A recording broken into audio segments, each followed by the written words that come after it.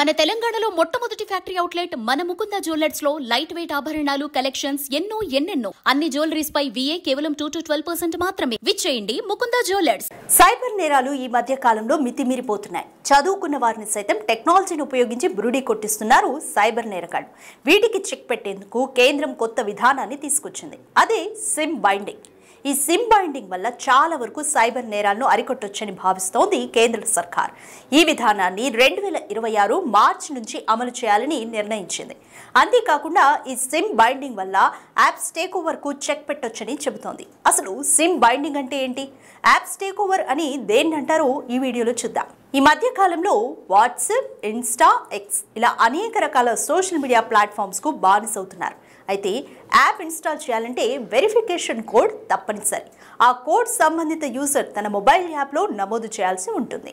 దీనికి అతని phone number ఇవ్వాలి. వెరిఫికేషన్ ప్రక్రియ పూర్తయిన తరువాత యథావిధిగా యాప్ను ఉపయోగించుకునే వీలుంటుంది. అయితే ఈ వెరిఫికేషన్ ప్రక్రియను కొందరు సైబర్ కేటుగాళ్లు దుర్వినియోగపరుస్తున్నారు.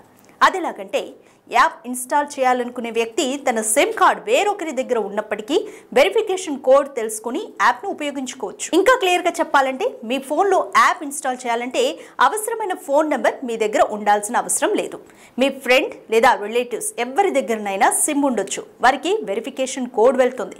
వాళ్ళు మనకు ఆ కోడ్ చెబితే చాలు, మన స్మార్ట్ ఫోన్లో యాప్ యాక్సెస్ను చేసుకోవచ్చు. ఇలా అవకాశం ఉండడం వల్ల సైబర్ నేరగాళ్లు తమకు అనుకూలంగా మార్చుకుంటున్నారు. వాట్సాప్, టెలిగ్రామ్, ఇన్స్టా వాడే యూజర్ల నెంబర్లను ఎంటర్ చేసి ఆ సంబంధిత మొబైల్ నెంబర్ కలిగిన వ్యక్తికి ఫోన్ చేసి వెరిఫికేషన్ కోడ్ చెప్పమని అడుగుతూ సామాన్యుల్ని బురిడి కొట్టిస్తున్నారు. పొరపాటున మీ నెంబర్ ఎంటర్ చేశామని కోడ్ వచ్చిందని మాయమాటలు చెబుతూ అమాయకుల డేటా చోరీ చేస్తున్నారు. ఇలా ఫోన్ వచ్చిన వెంటనే సదరు వ్యక్తి నిజమే అనుకుని వెరిఫికేషన్ కోడ్ సైబర్ నేరగాళ్లకు చెప్పేస్తున్నాడు. తద్వారా మన ఫోన్ యాక్సెస్ మొత్తం సైబర్ నేరగాళ్ల చేతికి వెళ్లి అవసరమైన యాప్స్ ని ఓపెన్ చేస్తూ ఇతరులకు మెసేజ్ చేయడం, డబ్బులు డిమాండ్ చేయడం లాంటి చట్ట విరుద్ధ కార్యకలాపాలకు పాల్పడుతున్నారు.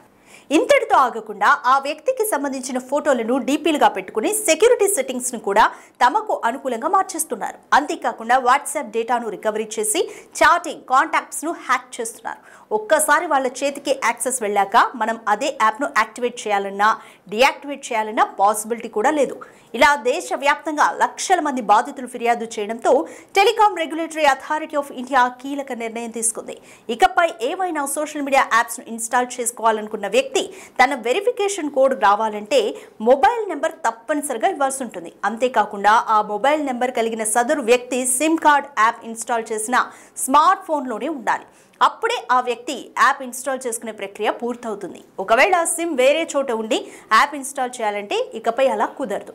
దీన్నే సిమ్ బైండింగ్ అంటారు. ఈ సిమ్ బైండింగ్ విధానం తీసుకురావడం వల్ల social media apps take over చేయలేరు. తద్వారా యాప్స్ను ఉపయోగిస్తున్న వారి డేటా భద్రంగా ఉంటుంది. ఈ విధానం ద్వారా సైబర్ క్రైమ్ను అరికట్టవచ్చని భావిస్తోంది కేంద్ర ప్రభుత్వం.